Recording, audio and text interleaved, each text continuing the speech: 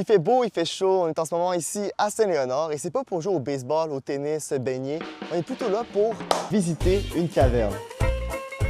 Depuis les années 80, les gens pouvaient visiter la caverne de Saint-Léonard, mais seulement pour une petite section précise. En 2017, ils ont fait la découverte d'une nouvelle galerie qui pourra désormais être visitée par le public à partir du mois de juillet dans un nouveau parcours. Ils ont passé une petite caméra là, en fil, puis ils ont été capables de voir de l'autre côté un plus grand passage. Cette fissure-là, bien, elle a fasciné là, pendant longtemps les spéléologues, justement, parce qu'on a l'impression qu'il y a quelque chose de l'autre côté. Dépendamment du moment de la journée, on sent un courant d'air par ici.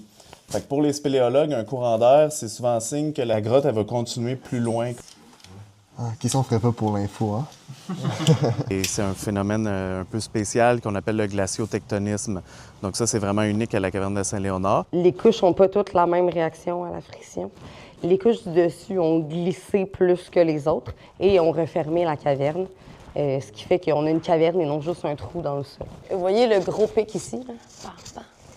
Il rentre parfaitement de l'autre côté ici. Bam, bam. Le premier réflexe des scientifiques a été de dire c'est de la roche calcaire, ça a été fait par la dissolution comme toutes les autres cavernes. Mais ça ne donnerait pas ces formes-là, ça ne marche pas. Donc là, il a fallu inventer une nouvelle théorie pour expliquer tout ça. À travers cette petite aventure, je vous demanderais de porter une attention particulière à ce que vous allez voir au plafond. Donc, bienvenue au quai, qui est la fin de notre parcours, mais on est dans la galerie de l'écho. Donc, si on s'approche par ici, oui, on a un petit peu d'écho.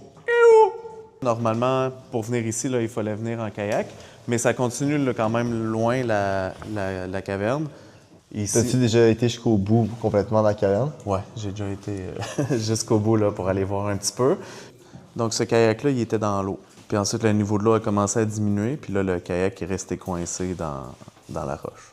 Moi, je trouve ça préoccupant, honnêtement, parce que c'est probablement le début d'été où le niveau semble le plus bas. Là. Moi, ça doit faire à peu près 4 ans que je viens ici là, régulièrement. Ah, ça dit bien! Wow! La lumière du soleil. Ah, ben c'est un succès.